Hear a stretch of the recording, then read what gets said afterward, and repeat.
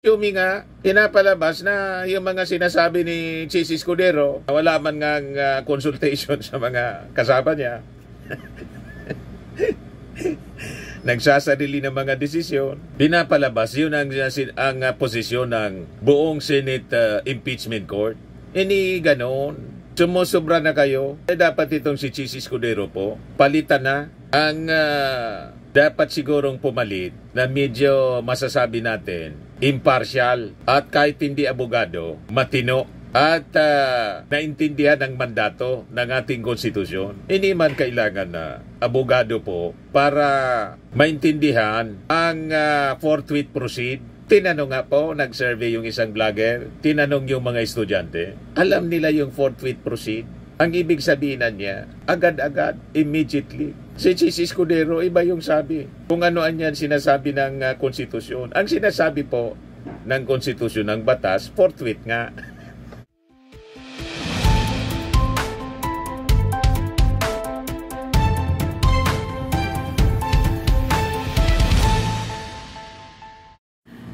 Hello po mga kababayan. Hindi na makatiis si Senator Risa Hontiveros.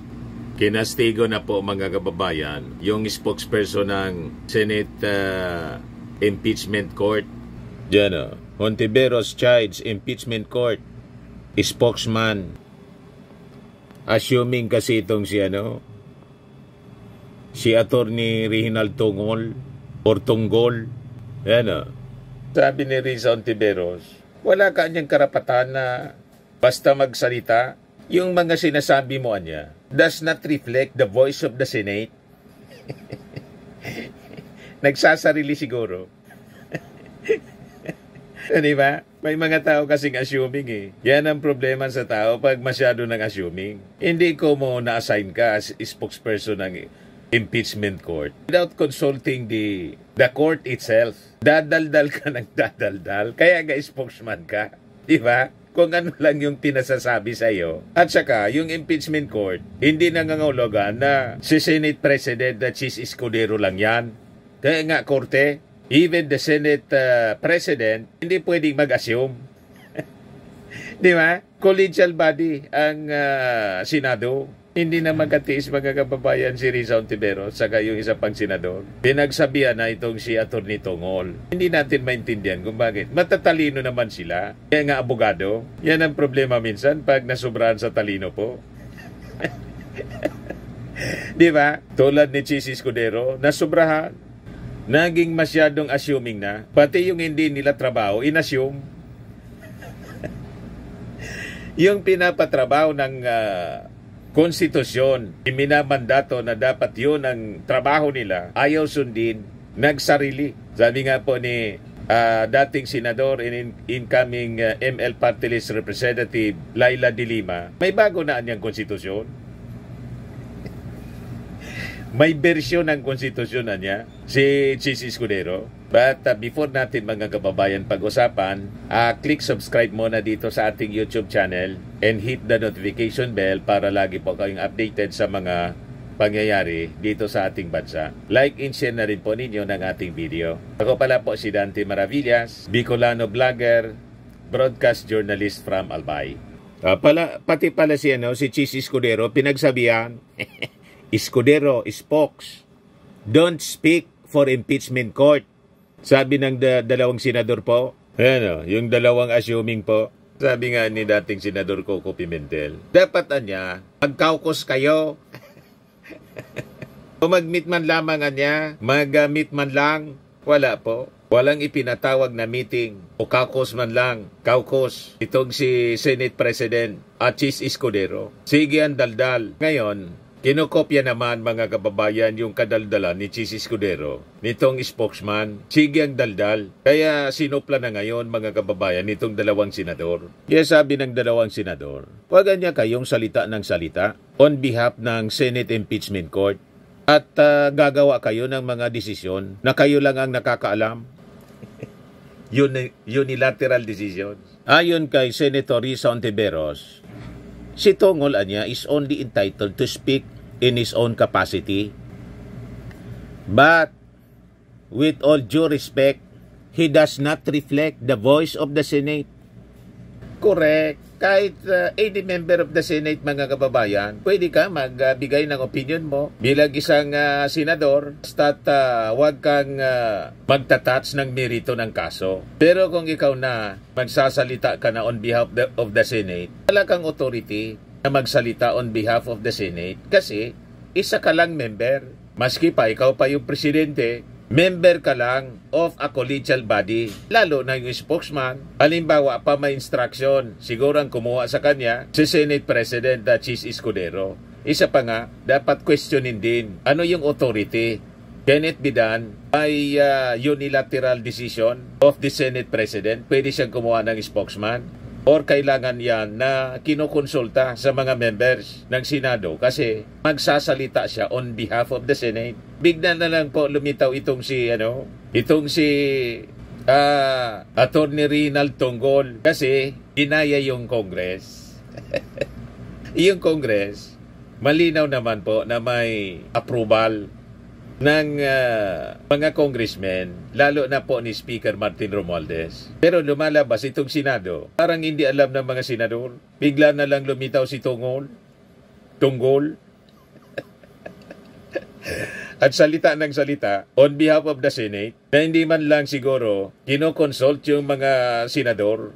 Kaya sabi ni Riza Ontiveros, the spokesman can only speak on behalf of the presiding officer, meaning kay Chis Escudero, and not the 22 other senator judges and her who want an early reconvening of the court to finally start the long-delayed trial. Lumalabas, si Chis Escudero lang talaga yung gumawa ng spokesman. Mag-spokesman siya kay Chis Escudero. Kaya pala, parehas ang sinasabi. Kung ano yung posisyon ni Chis Escudero, yun ang sinasabi ni Atty. Tonggol. Yung mga members ng Senado, mga kababayan, iba man. Di ba? Iba man yung posisyon po. Kaya sabi ni Riza, as a deliberative body niya, the strength of the Senate is in its collective judgment based on his statements.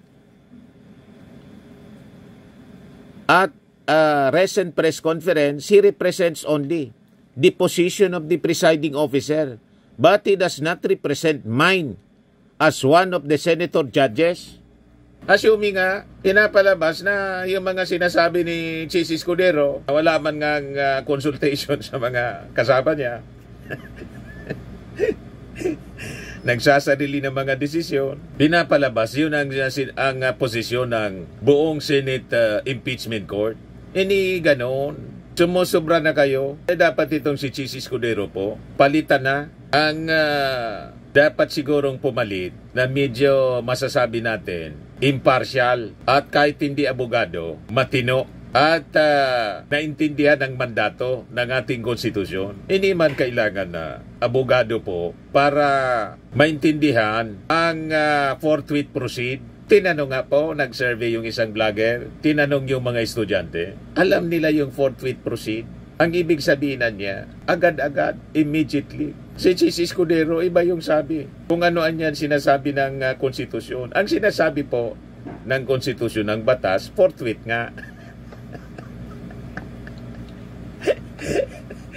O diba? Aling konstitusyon ang sinasabi mo, kabayang Chis Escudero? Hindi namin alam na may bago kang konstitusyon na sinusunod, na nabago ang kahulugan ng forthwith, hindi na agad-agad, kundi after 5 months, ang immediately. Diba? Pagkatapos wala mang dismissal sa konstitusyon, may nagmosyon na I move to dismiss na isang senator judge pa. Kinamote ninyo ang Senado. Kaya ang kinalabasan ng Senado ngayon, naging mga kamuting senador, parang yung mga kamuting riders na laging nasasangkot sa problema. Di ba? Ginawa ninyo ng problema yung impeachment complaints. Wala man sanang problema. Smooth sailing sana yung takbo. Ginulo ninyo eh. Pati itong spokesperson, ang gulo-gulo kung magsalita. Kaya tamang sinupalpal ito. Sinuplan ni Riza Ontiveros. Masyadong assuming. So binanatan din ni Riza Ontiveros yung leadership ng Senado meaning si Chis Escudero, for claiming the court proceedings cannot yet start until the 20th Congress officially starts with its first regular session on July 28, only for them to unilaterally decide the course of the proceedings. Naging diktador na po si Chis Escudero. One-man rule. Diyan na lahat yung nagdidesisyon. Hindi man niya kino-convene yung kanyang mga kasama to decide on things. Kaya importante yung leadership change, mga kababayan, sa Senado. Yes, sabi po ni Rizon Tiberos, out of respect anya for the institution, I hope we can be more mindful of process and allow us, Senator judges, to decide only when we are properly convened. Senator Vicente Tito Soto could not agree more with Hontiveros. Sabi niya, I concur anya. She is spot on, sabi ni Tito Sen. Even anya the statements of the SP or Senate President does not reflect the entire Senate unless they emanate from a caucus of the members. Otherwise anya, it is merely his statements.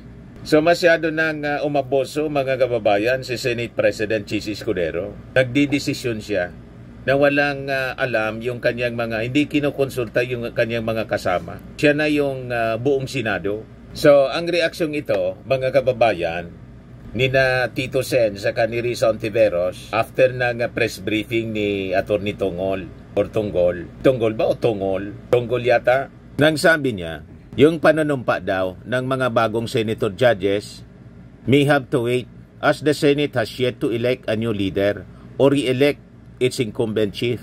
The presiding officer does not want any questions to arise regarding that step in the oath-taking process, at it could be challenged and lead to legal impediments once the proceedings move forward, paliwanag niya. So, as a matter of prudence niya, and diligence, the presiding officer prefers that the oath-taking be done only after a Senate President who will serve as the presiding officer of the incumbent court of the 20th Congress has been elected. This was in response to Hontiveros' earlier call for the presiding chair to swear in the 12 senators who recently assumed office as judges in the impeachment trial of Duterte.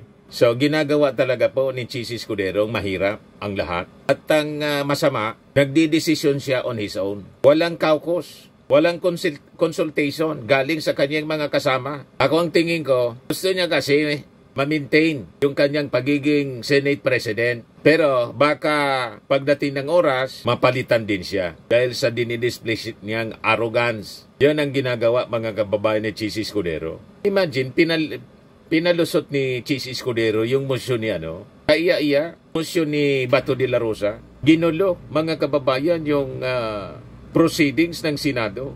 Kinomplika, malinaw na malinaw. Yan mismo ang mga commentaries ng mga legal luminaries natin. Hindi man lang ako ang nagsasabi nito. Ang aking mga commentaries, analysis, mga kababayan, nakalinya doon sa mga analysis and commentaries ng mga constitutionalist. Hindi natin yung haka-haka lang natin at posisyon natin personal. Malinaw yung sinasabi ng ating magagaling na mga abogado. Kaya nga kinukundi na po ang mga aksyon na to ni Chis Escudero at maging si former Senate President Tito Sen. Talagang hindi nagugustuhan itong kaganapan, mga kababayan, sa Senado kung paano inahandle, mga kababayan, ni Chis Escudero ang pagiging presiding officer. Tama itong sinabi ni Tito Sen. Halimbawa, hindi siya mapili bilang Senate President. Ang bago anyang Senate block vows to ensure a strict adherence to charter.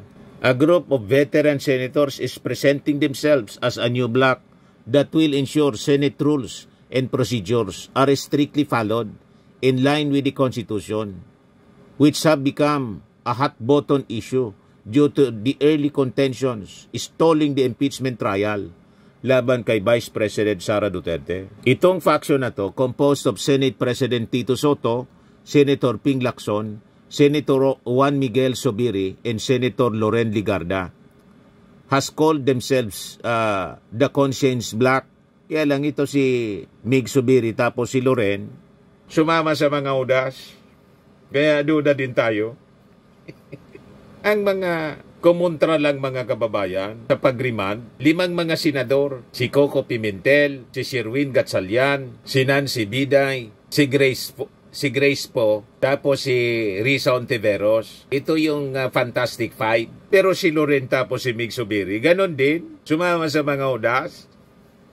Yan ang problema po. But anyway, tingnan natin. So sabi rito, in a text message to reporters, Soto said, it was Lacson who coined the term conscience black but did not elaborate on how the latter came up with the name.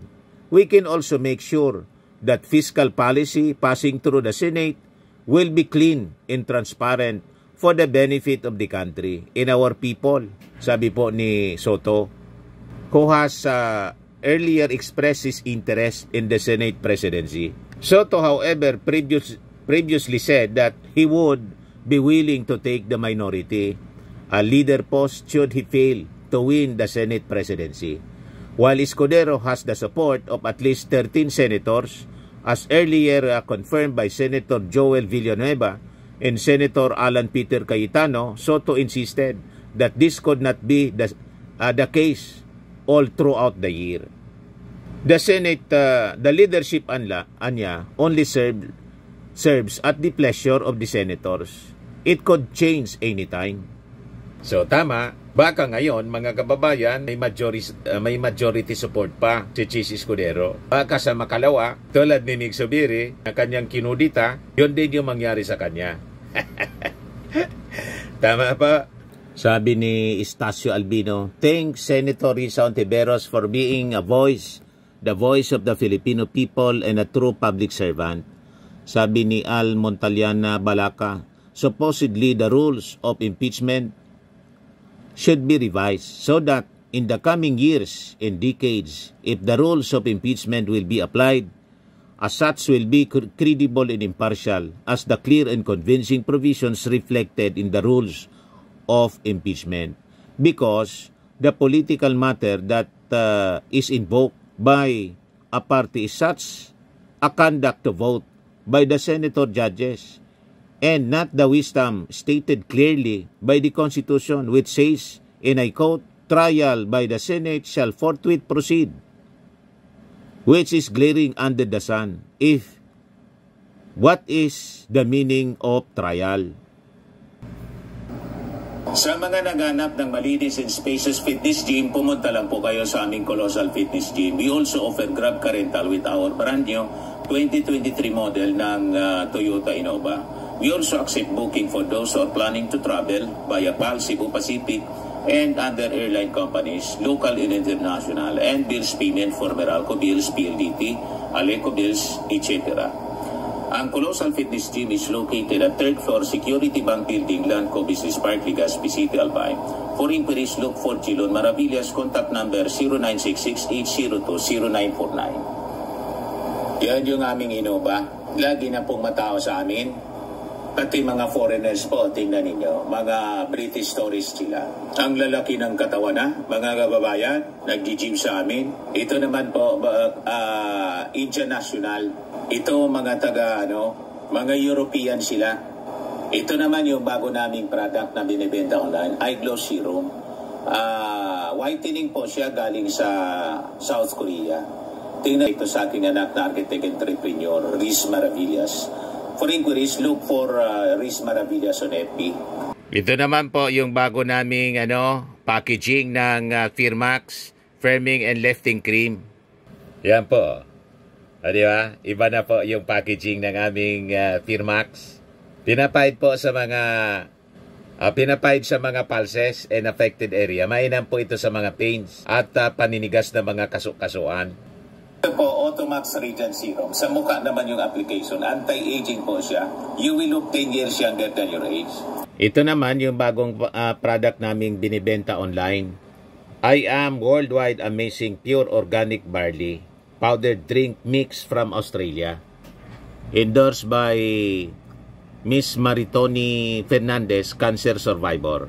Ang mga health benefits niya po: boost immunity, improves digestion, enhance energy levels, packed with antioxidants, prevent cancer. For inquiries, message na lang po ninyo directly yung aking anak na architect entrepreneur, Riz Maravillas. Sa mga mahilig naman po sa mga imported bags and wallet, message na lang po ninyo si Madam Eileen Rosales sa Eileen Closet. Naka-base po siya sa Amerika. Ito naman po yung bago naming product na binibenta online. iGlow Serum Whitening po siya. Tingnan ninyo yung epekto sa aking anak na architect before and now. Yung mga inquiries po ninyo, dumiretso na lang kayo sa kanyang Facebook account, Riz Maravillas.